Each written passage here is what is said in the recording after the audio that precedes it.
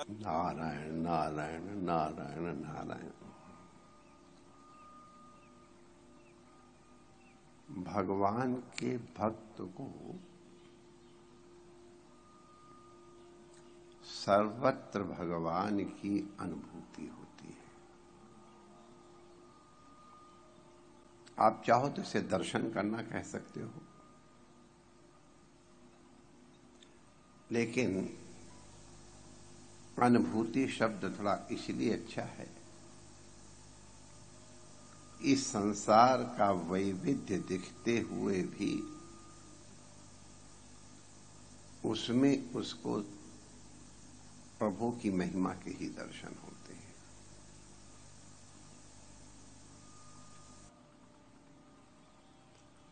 क्योंकि वो सर्वत्र भगवान की महिमा का अवलोकन करते हैं, भगवान की विभूतियों का ही दर्शन करते हैं, तब उनको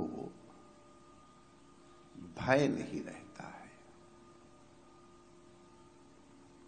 और ये सात्विक गुणों में पहली वस्तु है अभयम, फिर सत्व संशुद्धि। अभयता बड़ी महत्वपूर्ण बात है। अभयता ब्रह्म ज्ञानियों को प्राप्त होती है।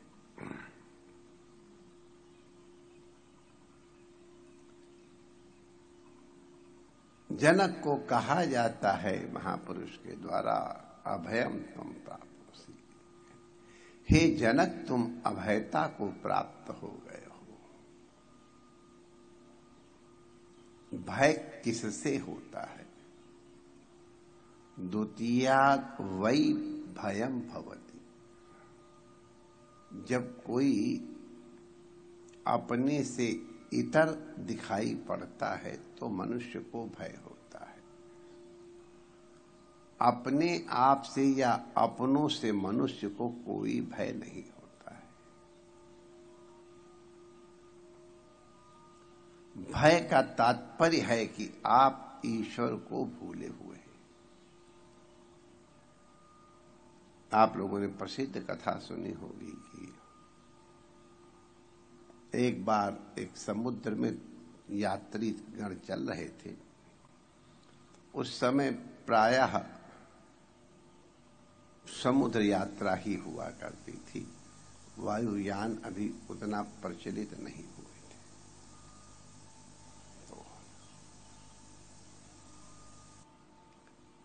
उस समुद्र यात्रा के समय समुद्र में तूफान आ गया।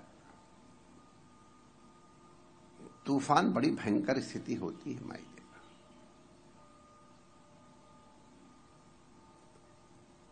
जहाज के चालकों का जहाज के ऊपर से नियंत्रण समाप्त हो जाता है, क्योंकि नियंत्रण करने वाले यंत्र बलहीन हो जाते हैं तूफान के बल के आगे, और वो बहुत जोर से हिलता डुलता है। बहुत बड़ी बड़ी लहरें आती हैं। आप लोग कल्पना भी नहीं कर पाएंगे कि समुद्र में कितनी बड़ी बड़ी लहरें आती हैं। एक गेंद की तरह जहाज उछलता है और फिर नीचे आ जाता है। इतना हलचल होती है कि कई लोगों को इसको सी सिकनेस कहते हैं, उल्टियां आने लगती है। यहां पर बैलेंस का केंद्र होता है, जब बहुत अधिक डिस्टर्ब होता है, कॉक्लिया कहते हैं उसमें, तो फिर शरीर में चक्कर वगैरह आने लगते हैं संतों को, और वोमिटिंग उल्टी आने लगती है। और सब लोग तूफान आ रहा है तो अपना सामान लपेटने लगे, बांधने लग गए। और एक पति पत्नी यात्रा कर रहे थे, तो पत्नी अकेली पैकिंग के सोचा कहीं इधर गए होंगे, आते होंगे, दौड़ के आएंगे, हमारी सहायता करेंगे। वो पतिदेव आए ही नहीं। बड़ी खीज लगी। अब क्या करें? जब ऐसी स्थिति पत्नियां खींच ही सकती हैं, भारतीय पत्नियां, विदेश की पत्नियों को तो बहुत सुविधाएं है, यहाँ जो परंपरागत अभी हैं वो खींच लेती हैं, थोड़ा सा अपने ही बाल नोच लो और क्या करोगे।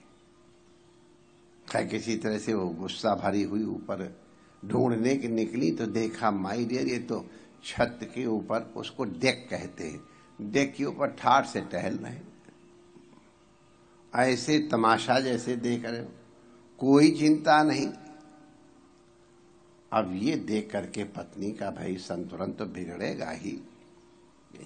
दुनिया सब पैकिंग कर रही है, सब सामान इकट्ठा कर रही है, अपनी सेवा कर रहे हैं, और आप यहाँ मटर गश्ती छाने में अकेली वहां मैंने कुछ हुआ होगा और बढ़िया बढ़िया बाकी जो आप लोग समझदार लोग अनुभवी हैं समझ लेंगे। और वो मस्ती से टहल रहे हैं, मौज ले रहे हैं। मौत देखो, अरे तुमको मौत देखने की पड़ रही है, यहाँ तो मौत दिखाई पड़ रही है। तो पतिदेव ने पिस्तौल निकाली और उनके मैं मार दूंगा तुझे, बहुत तंग कर रही मुझे, दांत पीसते हुए कहा। तो पति कहती क्या ख्याल कर, हटा, अभी भी तुमको मजाक सूझ रही है, हटा, मार दूंगा मैं कह रहा हूं, गोली भरी हुई है, क्या तमाशा कर रहे हो,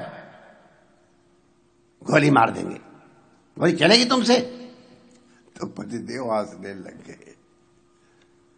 मैं तुम्हारे माथे पे भरी हुई पिस्तौल लगाए हूं कि एक गोली चले तो माथा एकदम फट जाए और इंस्टेंट मैंने तुरंत मृत्यु हो जाएगा, तो ये कोई भय नहीं लग रहा है। आपको अभी भी मजाक सूझ रही है, तूफान आ रहा है, अरे आप मुझे गोली मारेंगे, आप सोच भी सकते हैं, क्यों तमाशा कर रहे हो।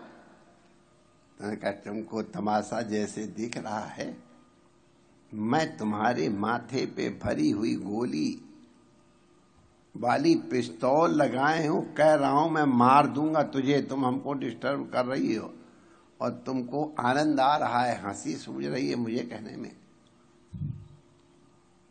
तो हंसी नहीं तो और क्या, तो मारोगे मुझे।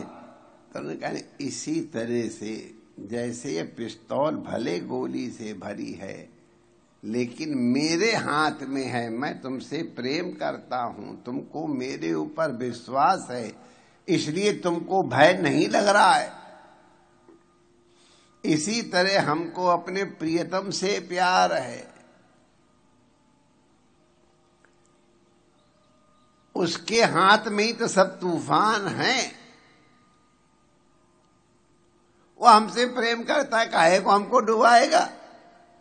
तो मैं उनके तूफान का आनंद न देखोगा, डर वैसे डर न लगे तो तूफान देखने में बड़ा मजा आता है, यूं ऐसे